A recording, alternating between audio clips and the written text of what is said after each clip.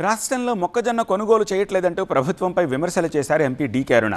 నెల రోజులుగా కొనుగోలు కేంద్రాల్లో రైతులు ఎదురు చూస్తున్నారని అన్నారు. ప్రభుత్వ నిర్లక్ష్యం కారణంగా రైతులు తీవ్రంగా నష్టపోతున్నారని అన్నారు. వెంటనే మొక్కజొన్న కొనుగోలు చేపట్టాలని డిమాండ్ చేశారు ఎంపీ డీకే అరుణ.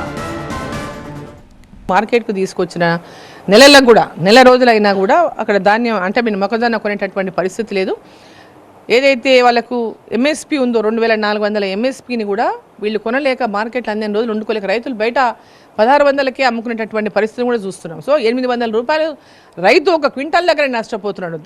ప్రభుత్వం యొక్క నిర్లక్ష్యం వల్ల, రైతుల పట్ల వాళ్ళకు ఉన్నటువంటి నిర్లక్ష్యం వల్ల పెద్ద ఎత్తున మొక్కజొన్న రైతులు నష్టపోతుంది. ఈరోజు పంట పెద్ద ఎత్తున వచ్చింది. ఈ సంవత్సరం మొక్కజొన్న రైతులకు పంట కూడా చాలా బ్రహ్మాండంగా వచ్చింది.